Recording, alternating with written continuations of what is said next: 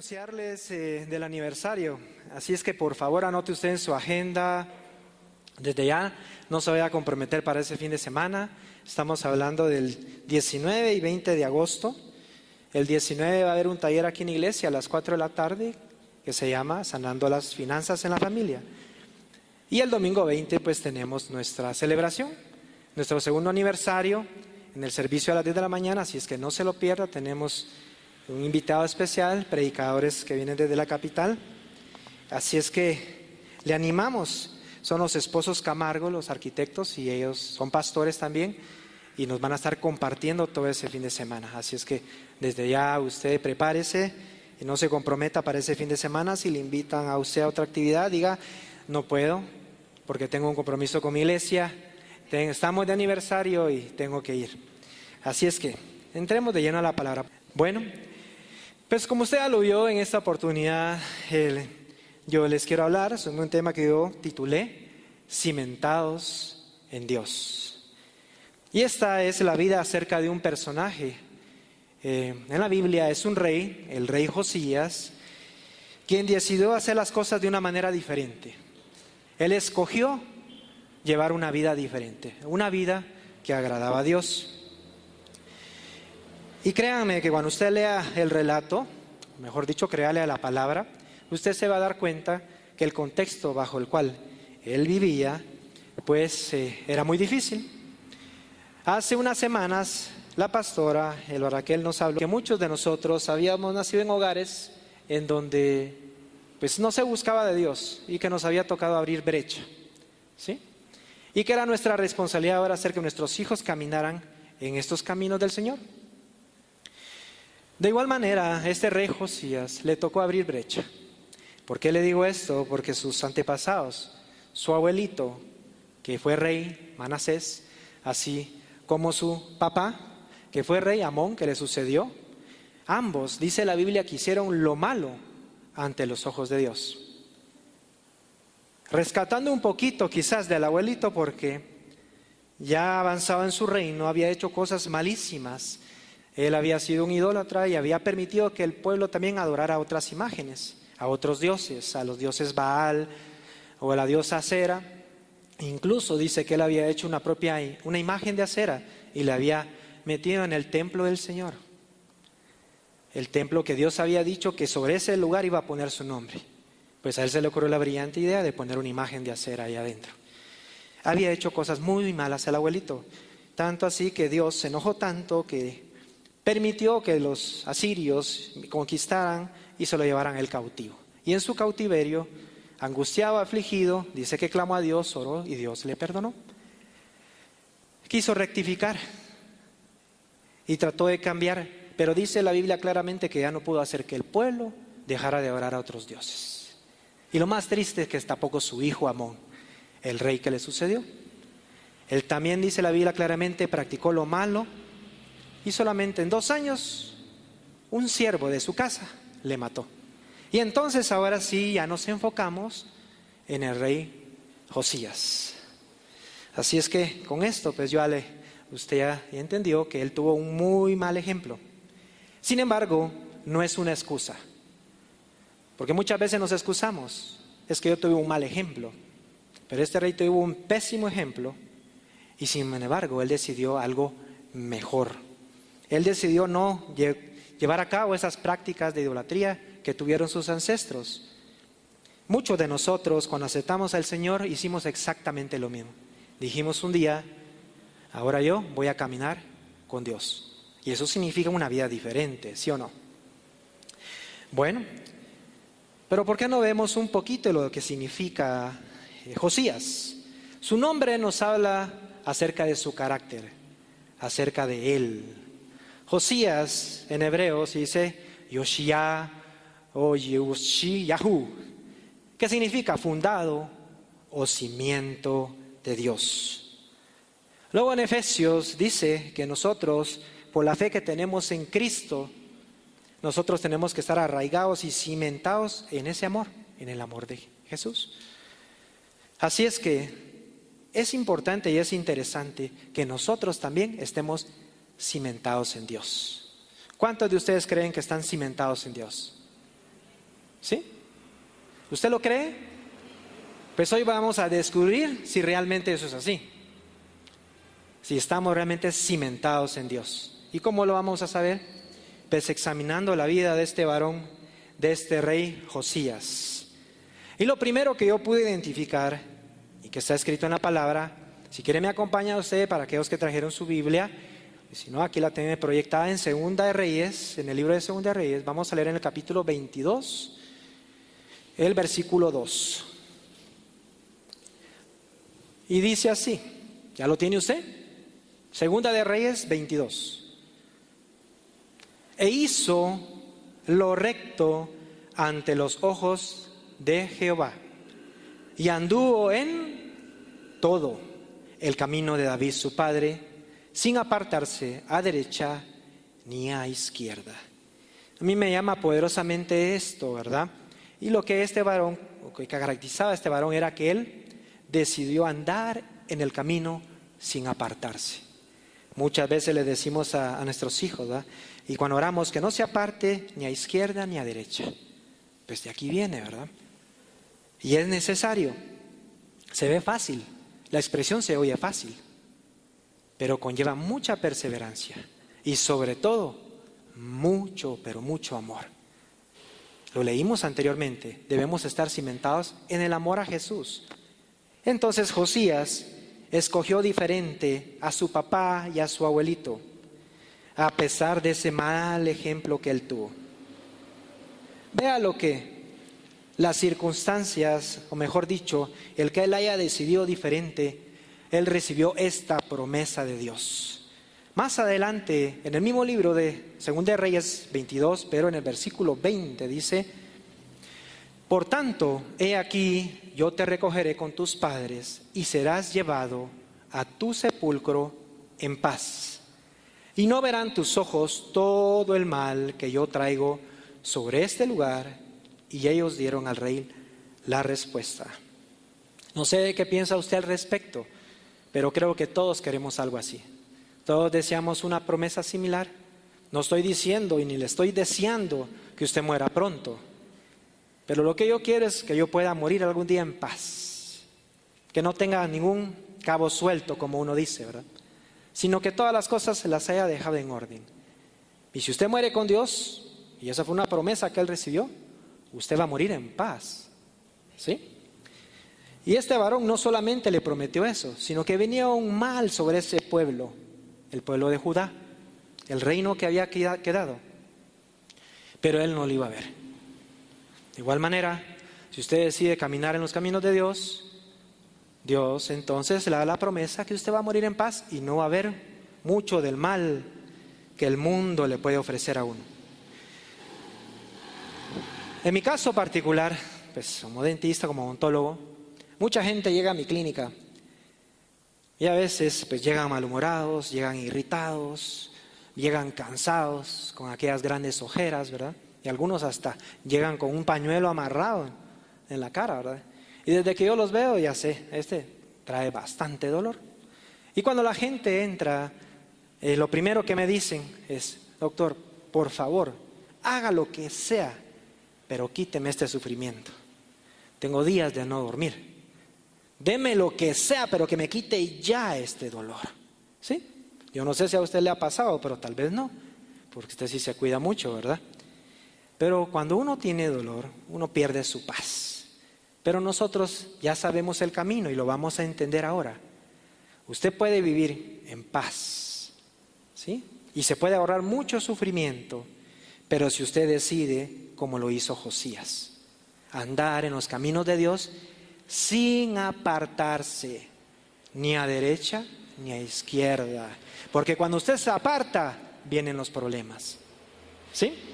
Bueno, y como les decía, todos en algún momento hemos tomado esa decisión y espero que podamos respetarla, pero a veces también nosotros venimos y nos excusamos y decimos: es que es difícil, en este tiempo es complicado, es que hay tantas corrientes ahora, tantas religiones, que es complicado realmente mantenerse en un solo camino. ¿Y cuál es el camino?, dice uno a veces también, ¿verdad?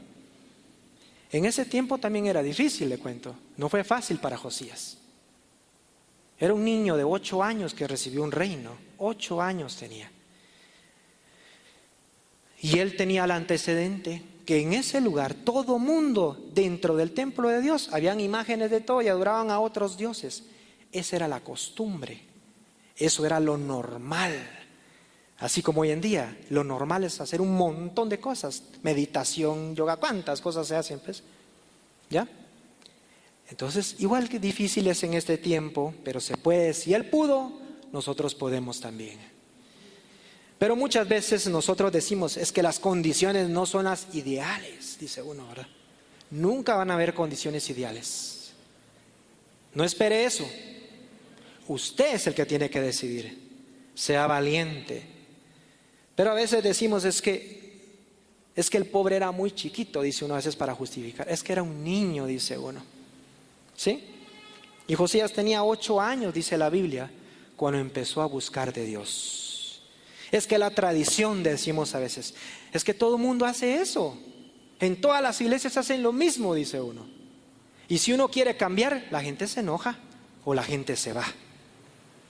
Pues aunque se enoje, aunque se vaya, nosotros vamos a seguir el camino del Señor. Pero también decimos a veces, es que está muy joven para tomar decisiones importantes. Y el colmo es que a veces hasta alabamos las cosas de nuestros hijos cuando sabemos que no están bien. ¿Qué es lo que decimos a veces? Es que qué inteligente es usted. Es que qué astucia la que tiene. Por la picardía que quizás hizo, ¿verdad? No, no es astucia. Es pecado lo que está haciendo. Y más vale que usted lo corrija a tiempo. Pero a veces decimos, es que qué imaginación, qué bárbaro. Así dicen los abuelitos o las abuelitas a veces, ¿verdad? Que consientan, es que qué imaginación, deberías considerar que es que eso no se le ocurre a cualquiera. No, es maldad lo que está haciendo, pero usted lo tiene que corregir. ¿Sí? Dice en Segunda de Crónicas, ahí mismo no estamos leyendo en Reyes, pero el libro de Crónicas y el libro de Reyes, ambos describen esta historia. Y si usted en su casa tiene tiempo, pues le invito a que lo lea despacio. Y dice en 2 Crónicas 34:3, a los 8 años de su reinado, siendo aún muchacho, yo diría siendo un niño, comenzó a buscar al Dios de David, su padre. ¿A qué edad empezó? A los 8. ¿Y qué dice la Biblia? Instruye al niño en su camino, ¿sí o no? Para que cuando fuere viejo no se aparte de él. Pequeñito, y entre más pequeño diría yo, mejor. Pero no es cuando tenga 15 años, no es cuando tenga 20 años, no es cuando ya se está casando, no es cuando ya se fue de casa. Es desde pequeño que usted tiene que empezar a instruirlos. En eso mi esposa fue muy sabia desde pequeños y les instruyó y les instruyó y les instruyó la palabra para que no se apartaran de los caminos de Dios. Hace 3 años tuvimos una decisión muy importante. Nosotros teníamos que enviar a nuestro hijo a estudiar al extranjero. Y no fue fácil, porque teníamos antecedentes de otros que ya lo habían hecho y se habían perdido. Al estar solos, ellos habían escogido una manera diferente de vivir. No tenían vicios acá y allá fueron a adoptar los vicios, drogas y todo lo demás. Aquí eran hombres y allá se cambiaron hasta de género ustedes. Y se los digo porque es cierto. Así es cuando una persona no anda en los caminos del Señor y no tiene una convicción firme, ¿sí? Pero una persona nos dijo en esa ocasión que si una persona se le deja durante 6 meses solo y cambia sus principios, entonces en realidad nunca fue cristiano. Pero yo puedo testificar el día de hoy que después de 3 años mi hijo no ha cambiado sus principios. Es importante entonces que usted, mamá, y usted, papá, le enseñe a sus hijos a caminar con el Señor. Usted, mamá, usted, papá, usted ya sabe de quién estoy hablando, ¿ah? Bueno, pero ahora es el tiempo de la famosa tolerancia, ¿verdad? A veces decimos, ¿quién soy yo para juzgar? Sí, pues, muy bíblico nos ponemos. Y estoy de acuerdo. Usted no tiene por qué juzgar, no tiene por qué juzgar, pero tampoco tiene por qué aprobar. tampoco tiene por qué consentir, ¿sí? Tampoco tiene que hacer esas cosas, porque Dios, hay muchas cosas que en su palabra condena. Y usted de igual manera, si usted anda en los caminos de Dios, usted tiene consorcio con las cosas de Dios, usted está de acuerdo con lo que Dios está de acuerdo, no puede estar de acuerdo con las doctrinas que el mundo le está enseñando a sus hijos. Usted traza el camino para sus hijos y ese tiene que ser el camino de Dios, no el del mundo. Así es que andar en el camino sin apartarse es una mujer, un hombre, un joven de principios, de convicciones firmes. No se puede decir que uno es cristiano y estarse desviando todo el tiempo. Como cristianos nosotros a lo bueno le llamamos bueno y a lo malo le tenemos que llamar pecado. Pero no le vamos a llamar a lo malo que hoy vemos en día. Está bien, hay que tolerarlo. No podemos andar con tibieza. Pienso que el que es tibio se avergüenza del evangelio. Usted tiene que andar caliente en las cosas de Dios y creyendo en el poder del evangelio. Pero si usted es medias tintas, siempre va a estar aceptando las ideologías que el mundo hoy nos está presentando. Así es que no se aparte. Pero sigamos adelante. Hay más todavía en esto. ¿Qué más? Si usted lee esos dos libros, dice en 2 Crónicas 34:3, que ya leí un pedacito, pero si continuamos la lectura en su segunda parte, dice que a los 12 años comenzó ¿a qué? A limpiar a Judá y a Jerusalén de los lugares altos, imágenes de acera, esculturas, imágenes fundidas, y derribaron delante de él los altares de los Baales e hizo ¿qué? Pedazos. ¿Cómo lo hizo? Pedazos. Las imágenes del sol que estaban puestas encima, que dice despedazó. También las imágenes de acera, las esculturas y estatuas fundidas, y las desmenuzó.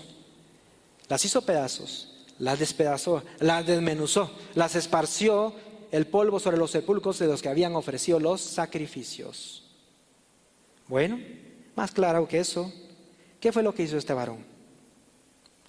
Él no se dejó guiar por la tradición, sino que dijo, yo voy a buscar de Dios, y si eso significa que yo tengo que destruir todas estas imágenes y toda esta adoración que ocupa el lugar que debería ocupar Dios, lo voy a hacer. Pero fue alguien ¿qué? Diligente, no lo dejó para después. En ese momentito se dispuso a deshacerse de todas esas cosas. Es una persona radical. Dios ama a las personas que son radicales, que cuando le conocen deciden hacer un cambio. Dios ama a ese tipo de personas. No consienta entonces usted mantener aún ídolos en su casa. Tiene que derribar esos altares. Quizás yo no tenía ese tipo de imágenes en el tiempo en que yo me convertí. No, quizás no las tenía. Yo no practicaba esas cosas. Pero recuerde que los altares o los ídolos que uno pueda tener no necesariamente son esas estatuas. Pueden ser otras cosas también. Todo aquello que ocupe el primer lugar, eso es un ídolo para nosotros. Yo me tuve que quitar algunos ídolos, ¿sí? Yo me tuve que quitar entre ellos mis pasatiempos favoritos. La pesca, la cacería, usted ya conoce el fútbol, algunos amigos también. Tuve que derribar esos altares para poder enfocarme más en Dios. De igual manera creo que muchos de ustedes han derribado muchos de esos altares, ¿sí o no? Al menos eso espero. Josías así lo hizo, derribó todos los altares. En una ocasión mi esposa me comentó de que había visitado a una persona. Él había acompañado, la hermana Patti, y se fueron a orar por esta persona. Y cuando vieron el montón de imágenes que estaba tapizada la casa, entonces le indicaron que ella tenía que poner su confianza en Dios y quitar todas esas imágenes. Luego, después de unos días, la volvió a visitar, le avisó que iba a visitarla, y cuando llegó se sorprendió que las había tirado todas, en teoría. Las había tirado todas. Ella se puso feliz. Viendo la necesidad de esa persona, la volvió a visitar, pero sin previo aviso. ¿Y sabe qué pasó? Todas las imágenes estaban otra vez clavadas en el mismo lugar, con el mismo clavito, con todos. No quiso despedazarlas. No quiso desmenuzarlas. No quiso deshacerse de ellas. Pero no la juzguemos a ella. Muchas veces nosotros también actuamos así. Decimos, yo quiero andar con Dios, pero no queremos soltar las cosas del mundo, ¿ah? Y así no se puede avanzar. Siempre estamos atados, estamos amarrados. Pero tú tienes que ser radical.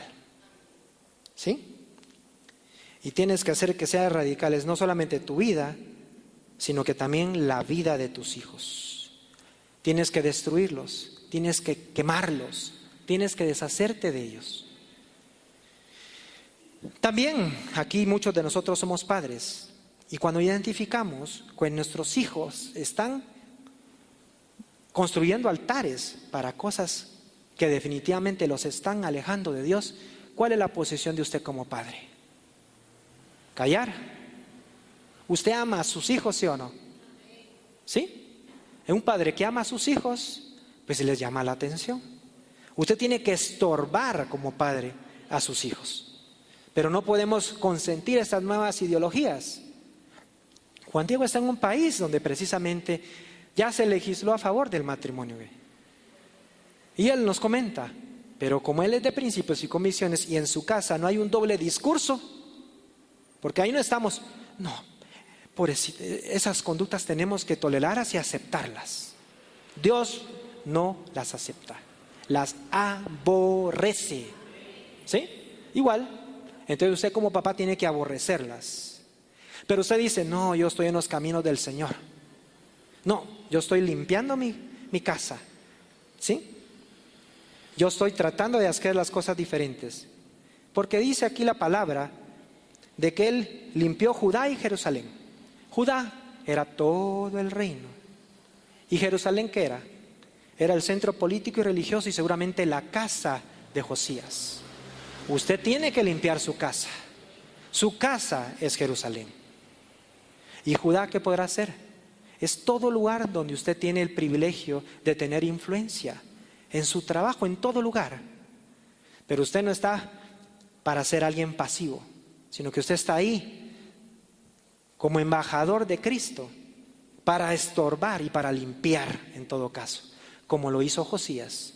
Porque a Josías se le dice que fue un reformador. ¿Y qué hace un reformador? Cambia las circunstancias. Igual nosotros tenemos que ser reformadores. Eso es lo que espera Dios de nosotros. Así es que comience a limpiar, pues. Empiece a limpiar. Pero sigamos adelante. Luego, en Segunda de Reyes, regreso al libro de Reyes, capítulo 22, 7. Aquí nos está hablando de que Josías ordenó a uno de sus siervos a que fueran a reparar el templo de Dios. Le mandó que lo fueran a restaurar, ¿sí? Y luego les da esta orden que está en el 7 y le dice, y que no se les tome en cuenta, porque les mandó diciendo de que llevaran el dinero que se había recogido en el templo y que se lo entregaran en manos de los que iban a hacer las obras.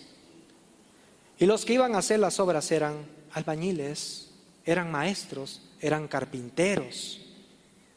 Y miren, y le dice así, y que no se les tome en cuenta el dinero cuyo manejo se les confiare, porque ellos proceden ¿con qué?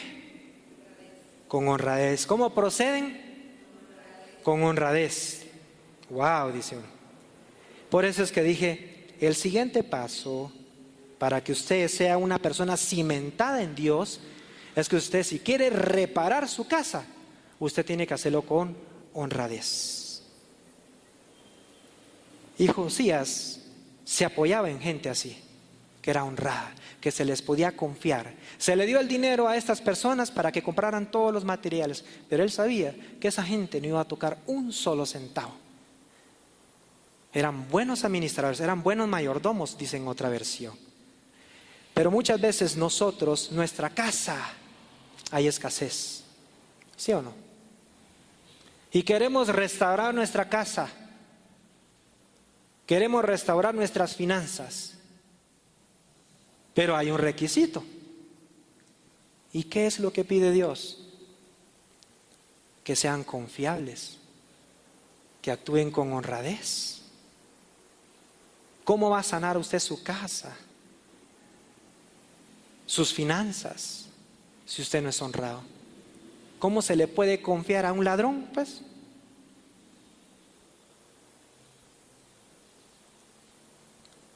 así es que sea confiable, sea honrado y no se robe los recursos que Dios pone en sus manos. Dele a Dios lo que es de Dios. Dele a Dios su diezmo. ¿Sí? ¿Acaso no dice que Él va a abrir las ventanas de los cielos a aquellos que cumplan con el diezmo? Entonces la decisión en quién recae al final, en usted. Sea honrado, sea confiable para Dios. O de lo contrario, entonces usted mismo está carriendo maldición y usted mismo está cerrando las ventanas de los cielos. No se queje. No se queje después y no se pregunte, pero ¿y por qué a mí? Si yo te sirvo. Pero es que aquí está escrito en su palabra. Si usted no es honrado, usted no puede reparar su casa, usted no va a poder reparar las finanzas de su casa.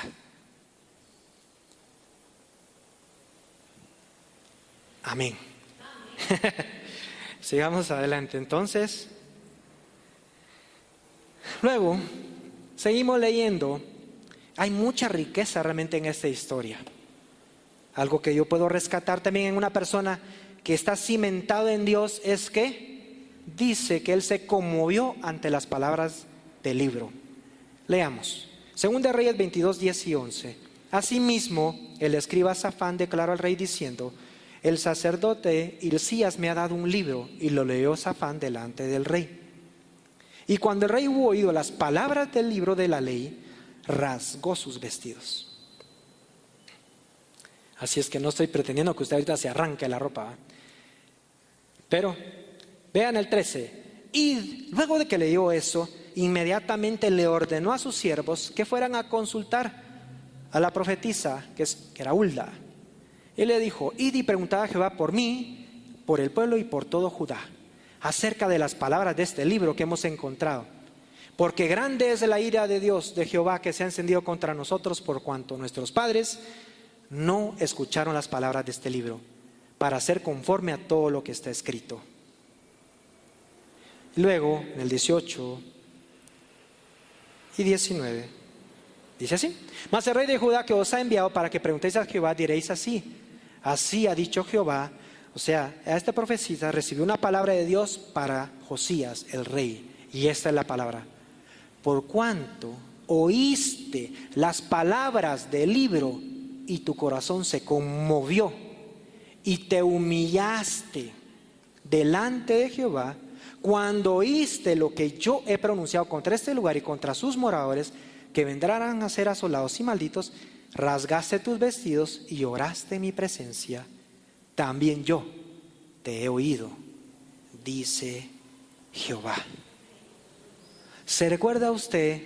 Hace una semana el hermano Rolando nos estaba predicando y decía, y hacía mención, mejor dicho, que muchas veces aquí leemos la palabra y parece que como que no estuviéramos. Una apatía total. No nos inmutamos, pero ni siquiera nos despierta un amén la palabra, ¿sí? La que se está predicando. Y déjeme decirle que la actitud sí importa. Esto que estamos leyendo acá no es una historia de hombres. Esto no es una novela. Esto no es el periódico. Esta es la palabra de nuestro Padre, es su voluntad. Y es una palabra que es viva y eficaz. No es cualquier cosa. Usted no puede permanecer como que si está oyendo cualquier cosa. Pero en ocasiones ni siquiera podemos nosotros permanecer sentados. Constantemente nos levantamos y nos vamos al baño. 1 hora es. para aquellos que vienen semanalmente, y otros que ni siquiera se congregan todas las semanas, quizás es 1 hora al mes, y todavía si en esa hora se están levantando. Mire, yo no estoy en contra de la tecnología, porque ahora todo es digital, y hasta la Biblia está en digital. Pero ¿sabe qué sí creo? Que es un poco difícil creer que usted está enfocado en la Biblia en su celular y sin que esté revisando los mensajes que le están entrando. Permítame ustedes, creo que me entró en mi WhatsApp ahorita sigo. ¿Usted qué pensaría de un pastor que constantemente interrumpe su prédica para estar consultando su teléfono? Qué falta de respeto, ¿eh? Si es el predicador. ¿Por qué no se hace usted la misma pregunta? ¿No considera que es una gran falta de respeto hacia la palabra de Dios? ¿Sí? Entonces traiga su Biblia física, impresa. Algunos ecologistas dicen, no, es que muchos árboles. Lo más importante es que esa palabra quede en su corazón y que usted preste oído y que esté atento a esa palabra. ¿Sabes? Es interesante descubrir aquí que ese libro estaba extraviado. ¿Cómo es posible? En el templo lo encontraron y ni siquiera ni cuenta se fijaron, como dicen aquí. Y ahí estaba el libro de la ley. Y no les estaban leyendo, porque dice que el rey estaba atento, estaba escuchando. No le estaban leyendo salmos. ¿Sí? No le estaban haciendo cuchito, ¿va? Le estaban leyendo la ley. Le estaba cayendo palo, ¿eh? ¿Y qué fue lo que él hizo? Se conmovió. Igual usted se tiene que conmover con la palabra de Dios. No por lo que yo le cuente, no porque le cuente una bonita experiencia, no porque le cuente un chiste. ¿Sí? A usted lo tiene que conmover solo y sí la palabra de Dios.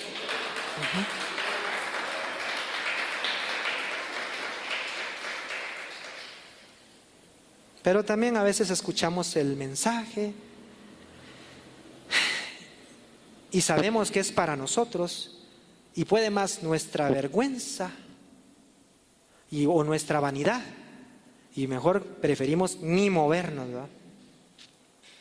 O a veces se hace un llamado también para que usted tenga la oportunidad de arrepentirse y ponerse a cuentas con Dios, pero igual prefiere quedarse ahí sentado en su lugar. Y si usted examina estas palabras, ¿qué fue lo que a Dios le gustó de Josías? Que se identificó con esa palabra, que se arrepintió, porque cuando él rasgó sus vestiduras es señal de alguien que se está arrepintiendo. Ni siquiera él había hecho esas cosas, pero él se conmovió. Y luego le dice, ¿y por qué lloraste? ¿Y por qué clamaste? Y al final, ¿qué le agrega? Yo te he oído.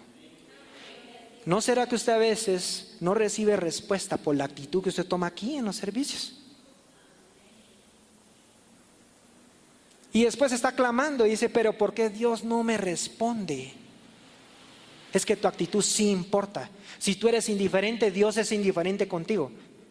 Pero si tú prestas atención a su palabra, porque no todo es, muchas veces preferimos que sea el Espíritu Santo y eso está bien, que Él nos pueda tocar.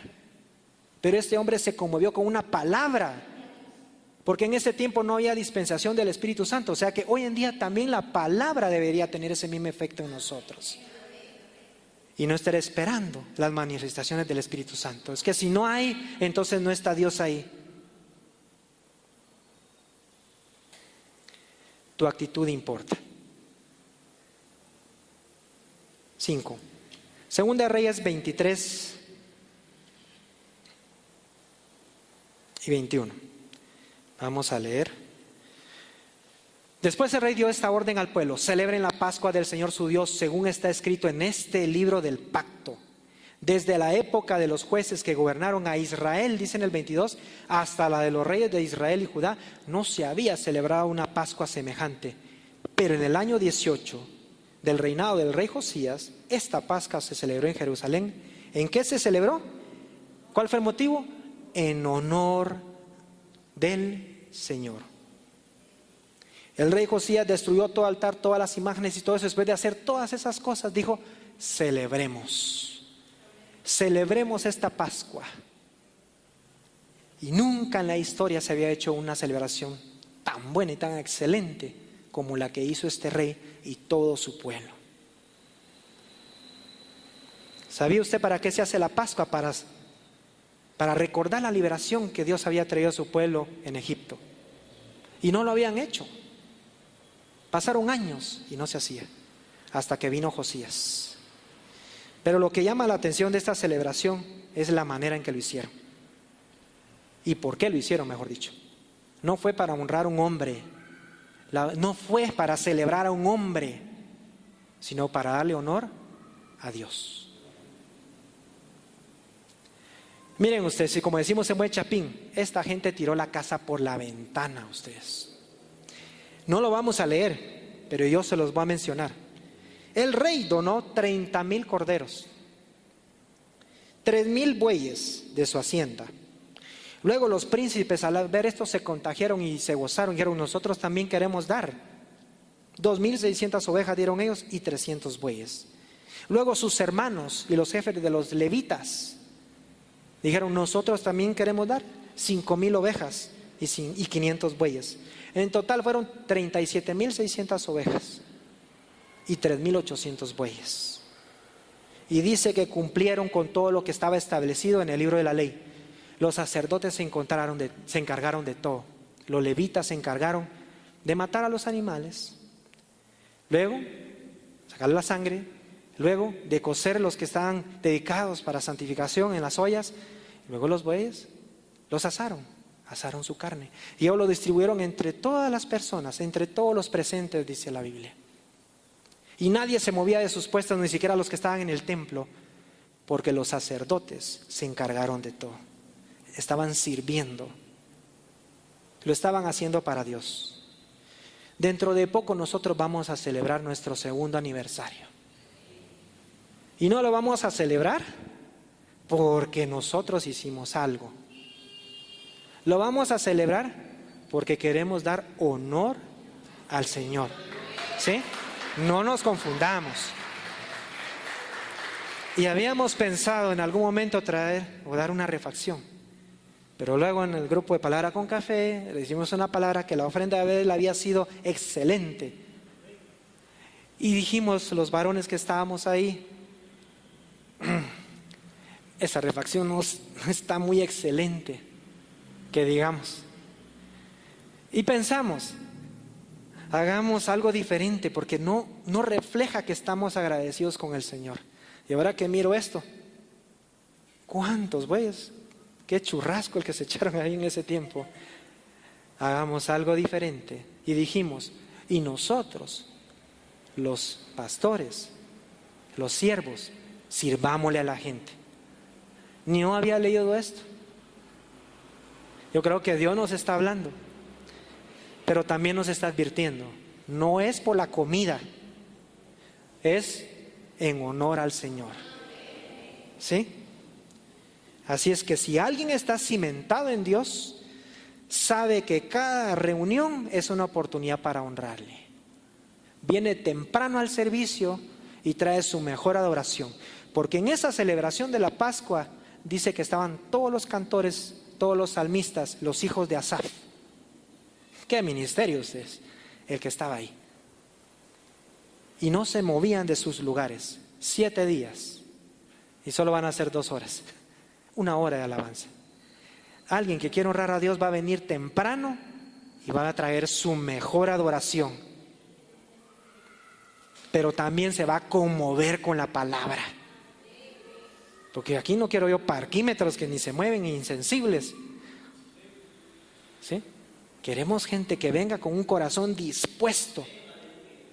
¿Sí?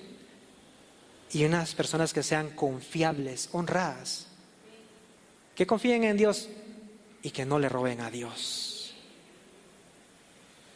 ¿Sí? Así es que usted está invitado, pero traiga la actitud correcta, porque sí importa. Si usted quiere ser escuchado, hágalo bien. Así es que yo concluyo con esto. Luego dice, tal vez Rolis, por favor, y esto es un tiempo para que usted medite en su lugar. Dice que el rey, luego de todas estas cosas, él mandó a convocar a todos los ancianos de Judá y obviamente de Jerusalén. Mandó a convocar a toda la gente, a todos los habitantes. Dice que la nación entera estaba ahí. Desde el más pequeño hasta el más grande. Y subió al templo del Señor. Y en presencia de todos ellos, sacó el libro. Cuando usted venga, usted lo ha tomado como un acto más, la lectura de la palabra al inicio de cada servicio. Que se apure. Es que ni lee bien tampoco. Ni se miran las diapositivas ahí bien. Solo se fijan las cuestiones de forma. Al rey también se lo estaban leyendo, pero él estaba conmovido por esa palabra. Dice que él convocó a toda la gente y entonces le leyó. Se puso de pie junto a la columna y en presencia del Señor renovó el pacto. Se comprometió a seguir al Señor y a cumplir de todo corazón, con toda el alma, sus mandamientos, sus preceptos y sus decretos, reafirmando así las palabras del pacto que están escritas en ese libro. Y dice que todo el pueblo confirmó el pacto. ¿Cuántos? Todo el pueblo. Y yo siento en mi corazón que Dios quiere que nosotros renovemos con Él, no este pacto, el pacto que hicimos con Jesús, un mejor pacto.